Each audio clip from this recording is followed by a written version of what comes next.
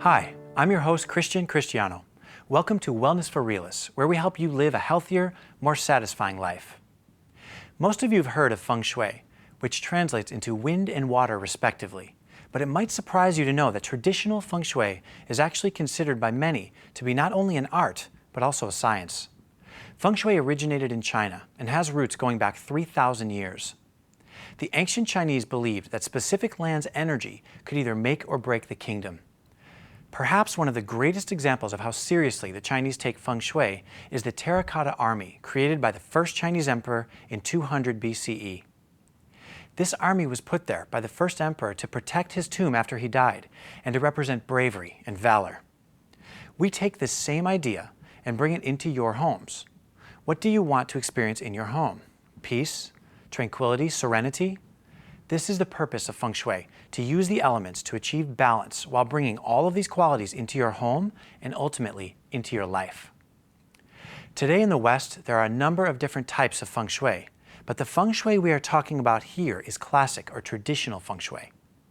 There is a sophisticated number system involved, and in order to have any type of real understanding, a Feng Shui consultant must go through at least 50 hours of training or more.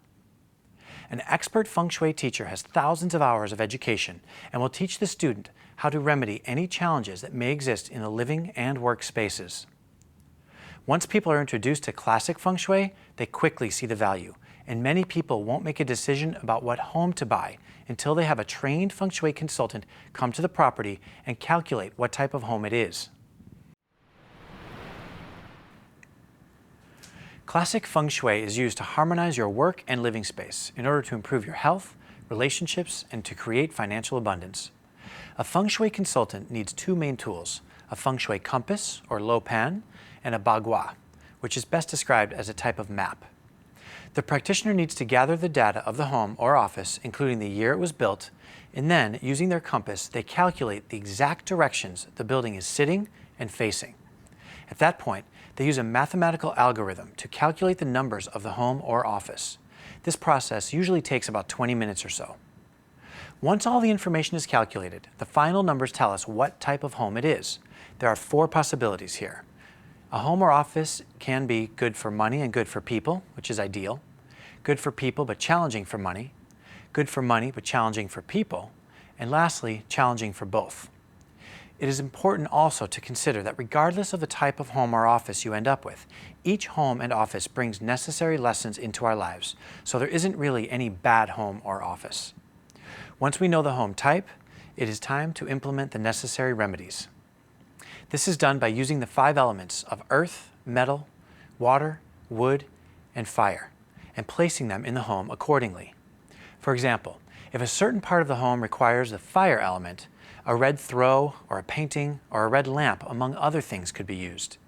If an area requires water, we can add a fountain, or simply add the color blue to that part of the office or home. Very often, all of the things needed to remedy the home are already in the home and simply need to be relocated.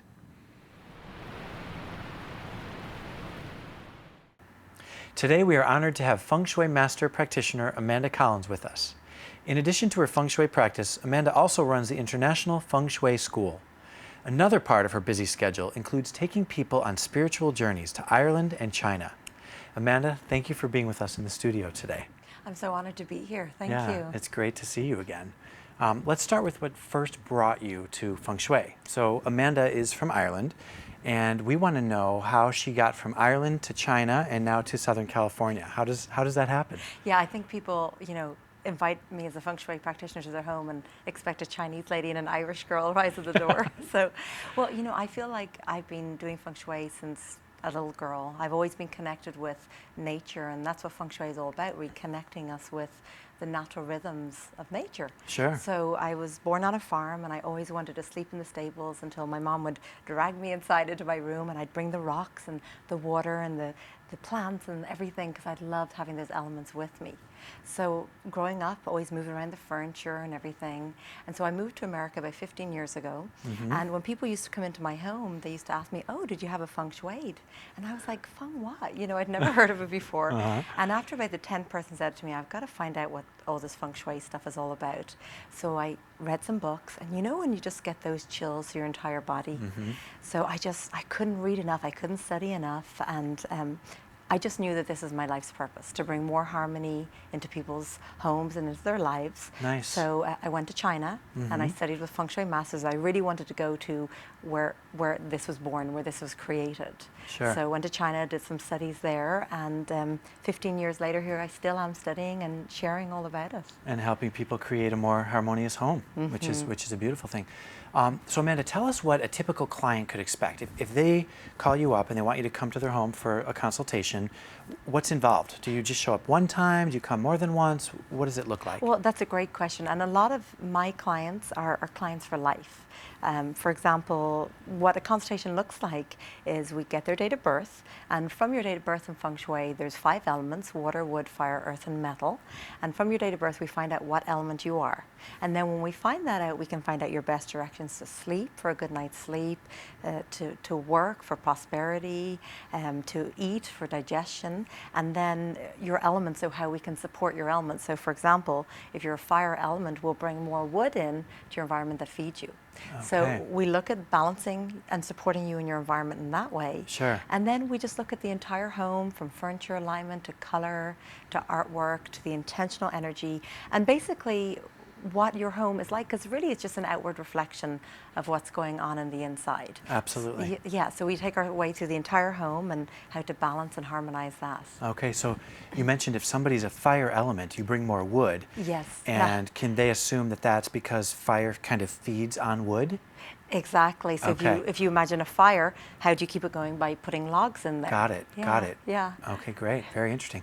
So if there's just one takeaway that you want our audience to get from this segment, so let's say that they don't have the opportunity to have you come over, Yes, but you yeah. can give them a little gift or a little something, what would you tell everybody Yeah, regarding definitely. Feng Shui? Well, the home is an outward reflection of what's going on internally. So I invite you, when you step inside your front door, just take a moment and close your eyes and notice how you feel when you step in there. Do your spirits full, or do they rise? Do you feel inspired? Do you feel supported?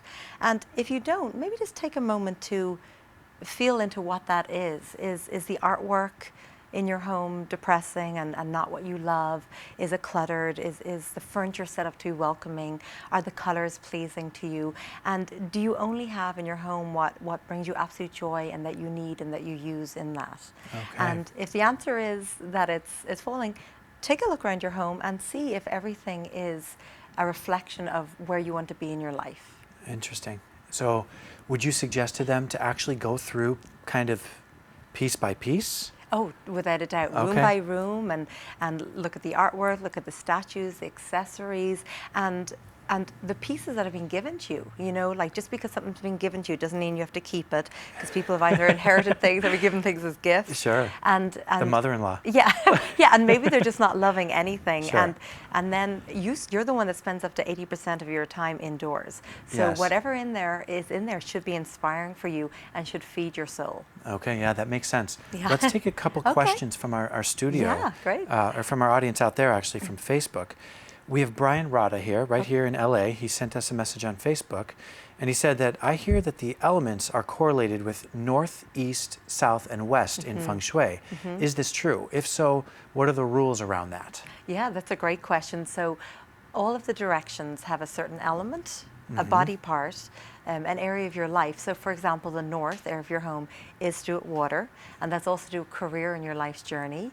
And then the element of water is all about the blood flowing in your body, how your body naturally cleanses. So if somebody was having maybe a block in their career, or they were having maybe blood problems or something, we would go to the north area of the home and we would find out, maybe is there clutter there? Is there a section of the floor plan missing? Is there sharp, pointy things? So Okay. yeah, every area is related with an element and an intentional area of your life as well. Gotcha. So real quick, give me the north, east, south, west, and the element associated with the direction, if you could. Yeah, so east is wood. Okay. North is water, as I said. The Okay. south is fire, and the west is the element of metal. Okay, very interesting. Okay, so we have another question here from one of our audience in Chicago. Constance says, which way should my bed face and why? Are there exceptions to this rule? Fantastic question, yeah. So main things when we're setting up our bed, we want to think about having a solid headboard.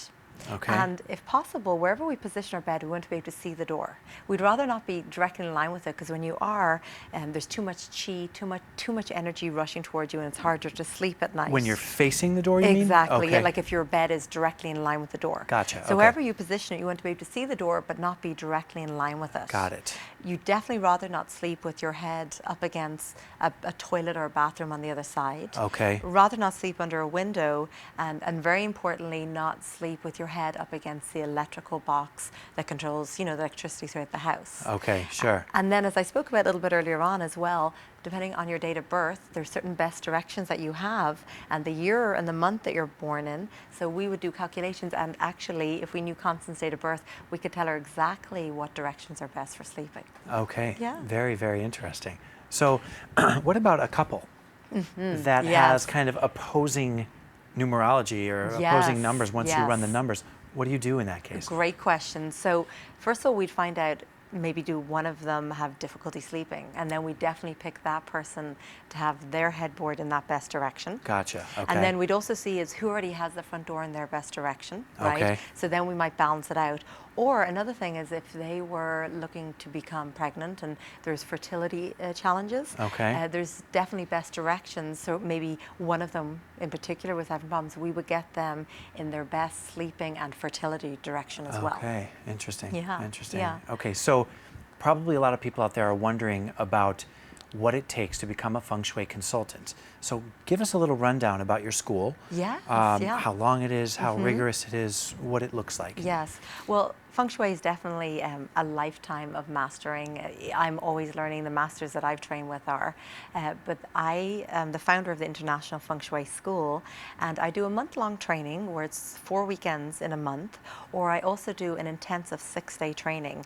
And within that time, we cover basically everything from the A to Z of Feng Shui, and how to become a Feng Shui practitioner yourself and to serve and improve people's lives. Very good. And during school, do they actually go to people's homes and do practice runs? Yes. And do you go to businesses? Yes, Okay. exactly, yeah. Tell us a little bit yeah. about Feng Shuiing a business and how it's different from Feng Shuiing a home. Well, great question, because a home is all about creating that yin, that very peaceful energy. Yes. And Okay. the business is more about that yang and creating more active energy in it. So some of the concepts are the same as looking at the year the building's built and the direction of faces.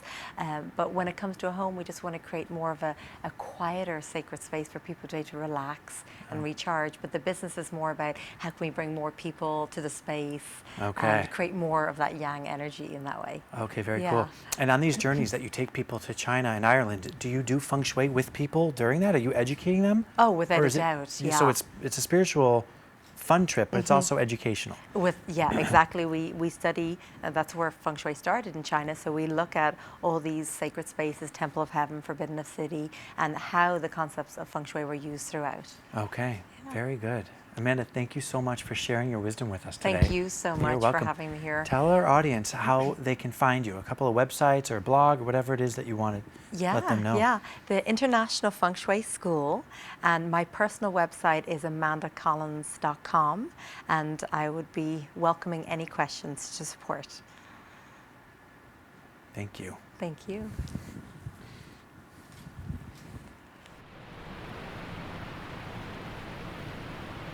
When you walk into your home and office, do you feel like your space gives you a warm welcome, or do you look around and see clutter or feel stress? Are you one of those that has everything in the common spaces looking perfect, but once you look inside drawers or closets, you find clutter and old, outdated items you simply don't use anymore? Or maybe you're not as productive or comfortable in your home as you would like to be. Feng Shui is a great way to use the elements to make your living space truly feel like home, as well as enhance your finances and improve your relationships. Even if you don't hire a Feng Shui consultant to come to your home, you can at the very least clean out that junk drawer or closet that you know is filled with things you simply don't need.